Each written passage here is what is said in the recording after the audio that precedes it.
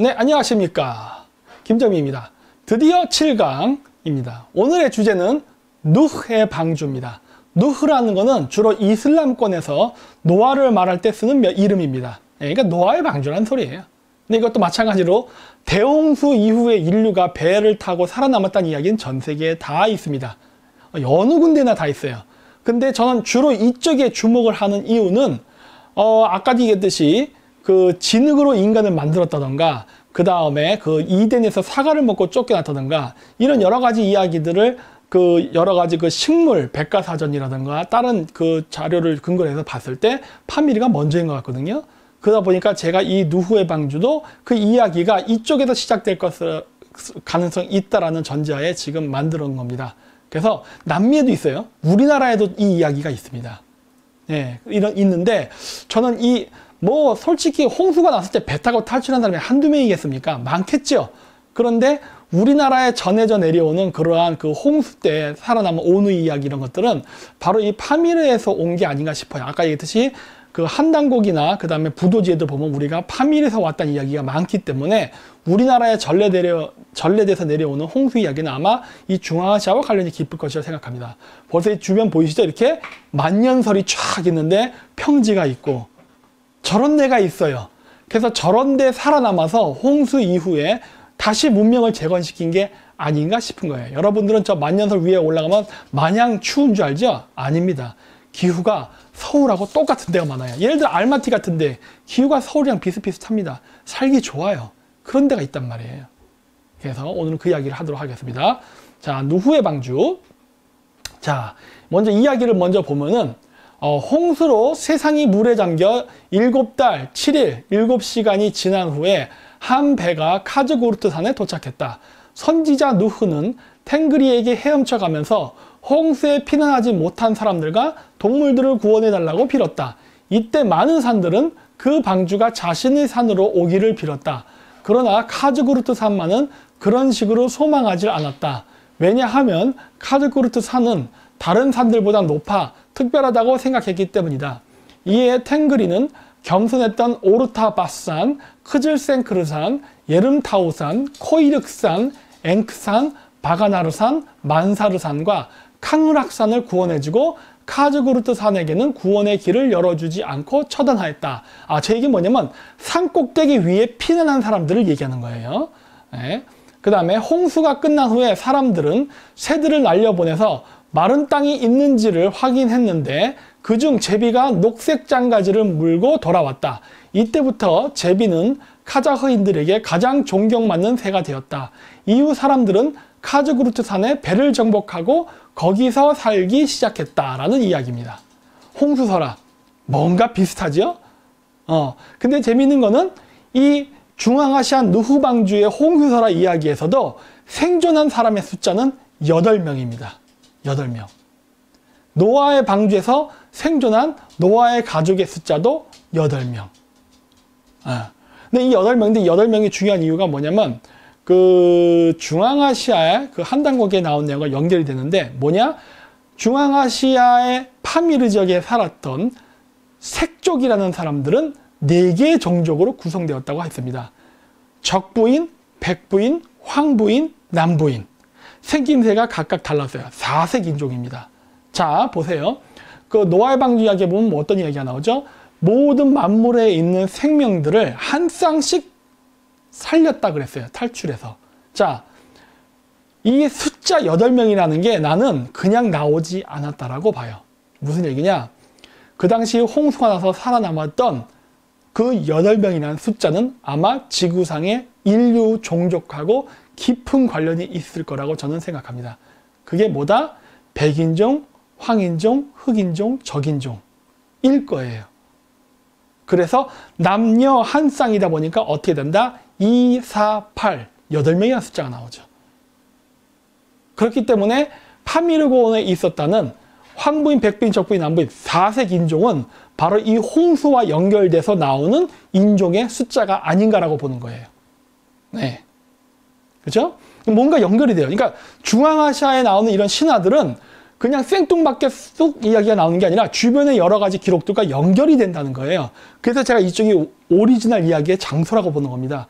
그 서양 애들 이야기처럼 그냥 뚝 떨어져서 어떤 이야기가 나오고 그냥 연결이 안 된 독립적인 이야기가 아니라 중앙아시아의 모든 이야기들은요, 이게 다 연결이 돼 있어요.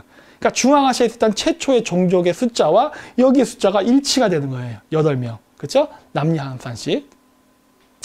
자, 그래서 카즈구르트 산이 어디냐면은 요 밑에 타슈켄트라고 보이죠? 노란 선이 뭐냐면 카자흐스탄과 우즈베키스탄의 국경선입니다. 타슈켄트는 우즈베키스탄의 수도. 그 다음에 저기 왼쪽에 별표 있는 데가 바로 카즈구르트 산이에요. 그래서 카즈구르트 산은 우즈베키스탄과 카자흐스탄 국경 쪽에 있는 산입니다. 그리고 그 밑에 제가 아타메켄이라는 지명을 써놨는데 저 지명을 제가 왜 저기다 표기를 해놨냐면 아까도 얘기했죠? 알마티라는 이름은 뭐에서 기원했다? 알마, 아타. 알마, 사과, 아타, 할아버지. 그래서 원래 알마타라는 지명의 유래는 사과의 원산지라고 했잖아요. 마찬가지. 아타메켄. 왜냐? 아타란 말은 카자거로 할아버지. 메켄이라는 건 땅입니다. 그래서 카자거로 주소를 메켄자이라 그래요. 그래서 아타메켄이라는 건 뭐예요? 최초의 땅이라는 소리입니다. 놀랍죠? 카즈구르트 산 옆에 아타메켄이라는 지명이 있는데 그 지명 자체가 최초의 땅이라는 소리예요. 아, 최초의 땅. 예, 이런 겁니다. 그리고 자, 요게 바로 노아의 방주 전설에 있는 그 방주 기념비입니다. 예, 방주는 존재하지 않아요. 있었는지 없었는지는 알 수 없지만 이미 썩어 문드러져 없어졌습니다. 그래서 거기 가면은 볼 수 있어요. 저기를 가시려면은 쉼켄트라는 지역을 가서 쉼켄트에서 차 타고 한 40분 정도를 가면은 저 기념비를 볼 수 있어요. 네, 저도 갔다 왔습니다. 바로 요거죠. 제가 가서 찍은 사진이에요. 요 밑에 보면은 무궁화같이 생긴 꽃 있죠? 저게 아마 접시꽃일 겁니다. 이 카자흐스탄, 이 천산 일대를 가면 볼 수 있는 특징이 뭐냐면요. 무궁화랑 접시꽃이 무진장 많습니다. 여러분, 무궁화도 접시꽃이랑 친척 관계입니다. 친인척 관계예요. 그래서 비슷하게 생겼어요. 접시꽃과 무궁화 비슷하게 생겼어요. 왜냐? 친인척 관계이기 때문에. 그래서 여기도 보면 이 그 누흐의 방주 주변에 접시꽃하고 무궁화가 많이 펴 있어요. 그래서 제가 일부러 이렇게 각도를 맞춰서 찍은 겁니다. 자, 여기도 보이는 저 나무들, 저거 무궁화랑 접시꽃들이에요. 저 주변에 보이는 녹색 나무들. 그래서 제가 여기 계단으로 올라가면서 이렇게 제가 찍은 겁니다.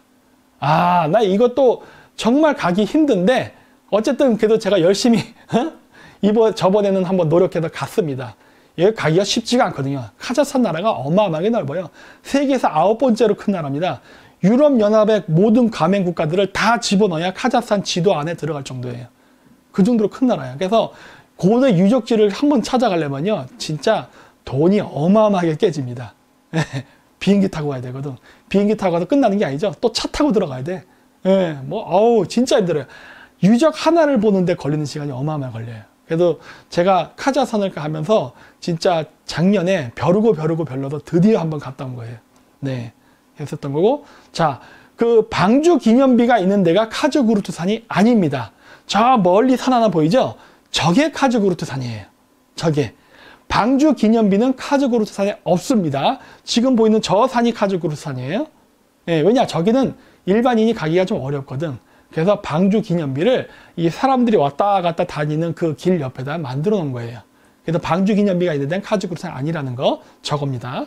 저 산이고, 이렇게 보다시피 무궁화라든가 접시꽃들이 상당히 많이 있다 라는 걸 제가 보여주기 위해서 이렇게 사진 찍은 거예요. 알마티에서 차 타고 한 40분 정도 나가면은 그 스키타이 부족의 무덤들, 그 신라식 적성목각분 있죠? 그런 식으로 만들어진 코르간이라는 게 어마어마하게 많아요. 한 60개 정도가 있거든요. 알마티 주변에. 근데 그 무덤군에 가도 저렇게 무궁화꽃 아니면 접시꽃이 정말 많이 펴 있습니다. 그래서 이건 제가 이렇게 찍은 거예요. 네, 그렇죠? 저 주변에 보이는 녹색 꽃들이 저 녹색 나무들이 무궁화 아니면 접시꽃들이에요. 저 멀리 있는 산이 저게 바로 카즈구르트 산입니다. 아, 저기까지는 갈 수 있는 시간적 여유가 없었어요. 나중에 시간이 되면 가겠습니다. 근데 가봐야 어차피 기념비는 없어요. 기념비는 여기에 있습니다. 그냥 가봤다라는 의미만 있는 거죠. 자, 그래서 요거는 뭐냐면은 3월 24일, 그러니까 우리나라는 음력 1월 1일이 새해잖아요. 근데 이 중앙아시아는 3월 24일 충분히 새해입니다. 나우루즈라 그래요.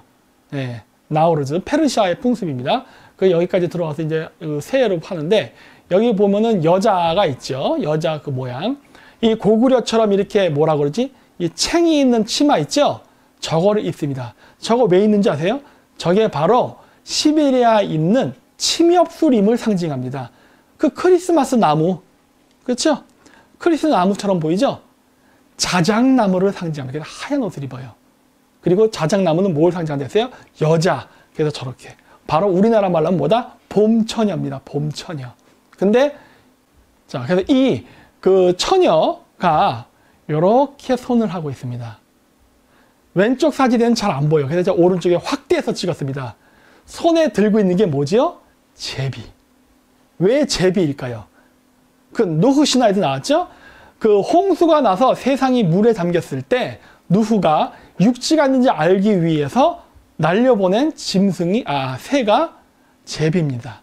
근데 그 제비가 흙을 물고 와요. 흙과 나뭇가지를. 그래서 그걸 보고 여기에 육지가 있다는 걸 찾아서 카즈흐스탄에 정박했다고 해요. 그래서 카자흐스탄에서는 제비가 봄을 몰고 오는 전령이라고 생각합니다. 뭔가 좋은 일, 기쁜 소식. 그래서 제비가 나뭇가지를 물고 온다. 그래서 좋은 소식이 온다. 라는 이야기예요. 이 이야기가 아마 우리나라에서 약간 변경돼서 흥부놀부 이야기로 만들어졌을 겁니다. 제비가 입에 박씨를 물고 온다. 왠지 아세요? 이 홍수가 끝났다는 걸 알려주는 게 무엇이었습니까? 성경에서. 성경? 뭐 써있지만 인정은 안 하지만은 뭐냐? 태양이에요. 왜냐? 다시는 홍수가 나지 않겠다는 징표로서 그 야훼가 무지개를 만들었다잖아요. 근데 무지개 왜 뜨죠? 무지개는 비가 온 다음에, 그러니까 공기 중에 습기가 있을 때 태양이 뜨면은 태양의 빛이 반사돼서 무지개가 뜨거든요. 야훼가 뭐예요? 태양. 그리고 무지개. 그래서 우리나라 흥부놀부 전설에도 보면은 흥부가 뱀에게 잡혀 죽을 뻔했던 제비를 살려줬더니 제비가 고마움을 느끼고 이렇게 어떤 나뭇가지를 물고 왔대잖아요. 근데 그 나뭇가지를 물고 왔는데 그거를 심었더니 박이 됐다고 합니다. 그게 뭐예요? 태양. 태양, 박, 그리고 새, 삼조고, 제비죠. 이렇게 되죠. 그래서 아마 우리나라의 흥부놀부 전설에 나오는 그 제비가 박을 물고 온다, 이런 행운을 몰고 온다는 이야기의 전설도 아마 이것과 연결이 되어 있을 겁니다. 그래서 중앙아시아 카자흐스탄에서는 바로 대홍수가 끝나고 새 세상을 알리는 전령이 바로 제비라는 전설이 있어요. 예. 그래서 이렇게 나우루즈 3월 24일 춘문축제가 되면은 이렇게 제비를 상징성 있게 저렇게 묘사를 합니다. 그리고 요거는 카자흐스탄의 수도 아스타나, 지금 누르스탄이라고 불리죠. 거기에 있는 피라미드. 여러 번 제가 보여드렸죠. 자, 이 피라미드인데 이 안에 들어가면은 이렇게 노아의 방주를 상징하는 그림이 안에 그려져 있습니다. 피라미드 안에 노아의 방주가 그려진다? 좀 이상하지 않습니까? 네. 왜 이런 현상이 벌어질까요? 피라미드와 노아의 방주 무슨 상관일까? 상관이 있습니다. 바로 이 힌트를 얻으려면 여러분들이 피렌체를 가야 돼요. 자, 피렌체. 여러분 피렌체를 가면 피렌체 성당이 있습니다. 그 피렌체 성당을 구글로 해서 위에서 아래로 쳐다보면요, 열쇠 모양으로 생겼어요. 바로 뭐다? 천국의 열쇠. 근데 이 천국의 열쇠는 뭐에 쓰는 겁니까? 천국의 문을 열고 천국에 들어가기 위한 거죠. 따라서 성당의 모양을 천국의 열쇠 모양으로 만들어서 이 성당에서 기도를 하면 천국에 갈 수 있다라는 그런 상징적인 의미를 갖죠. 그런데 진짜 열쇠 모양으로 생긴 이 피렌체 성당 바로 앞에, 즉 열쇠 모양으로 생긴 그 성당 앞에는 팔각형으로 된 조그만 건물이 있습니다. 제가 여기 비켜야지. 그래. 그리고 뭐 가운데 저 문이 있죠. 저 사각형 구멍이 있는데 저게 있는데 저게 뭐냐? 바로 그 열쇠 앞에 있는 건물입니다. 그리고 지금 제 뒤에 보이는 황금색 문이 있죠. 이게 바로 로렌초 기베르디라는 사람이 만든 천국의 문이라는 예술 작품이에요. 천국의 문. 여기에 보면은 예수 탄생이라던가 뭐 아담과 이브 같은 뭐 여러 가지 기독교 관련된 신화 있죠. 그런 것들이 저 문에 쫙 장식이 돼 있어요. 예, 예술 작품이 묘사가 되어 있습니다. 그런데 흥미로운 거는 여기에 보면은 노아의 방주 이야기가 나오는데 보다시피 피라미드가 나옵니다. 놀랍잖아요? 노아의 방주 이야기가 나오는데 피라미드가 나와요.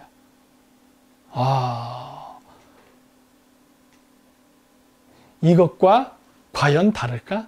피라미드와 노아의 방주. 그렇죠? 그리고 여기도 마찬가지로 그 천국의 문에 그려져 있는 피라미드와 노아의 방주. 산으로 대피했다. 뭔가 일맥상통하지 않습니까? 예, 관련이 있다고 봐요. 이 이야기는 나중에 제가 따로 코너를 마련해서 약간 음모론 같은 역사를 얘기할 때 따로 얘기하도록 하겠습니다. 그래서 오늘은 그 노아의 방주에 대해서 이야기를 해봤습니다. 그래서 그 노아의 방주 같은 이야기는 전 세계에 많이 있지만 제가 중앙아시아를 그 시발적으로 보는 거는 물론 우리 한민족 관점에서 첫째, 그 지능으로 인간을 만들었다는 전설은 우리나라에도 있어요. 여화라는 건데 물론 유대인들 야훼라 그러죠. 근데 그 여화라는 인물이 파미르에 살았던 사람이고 거기서 지능으로 인간으로 만든 전설이 있어요.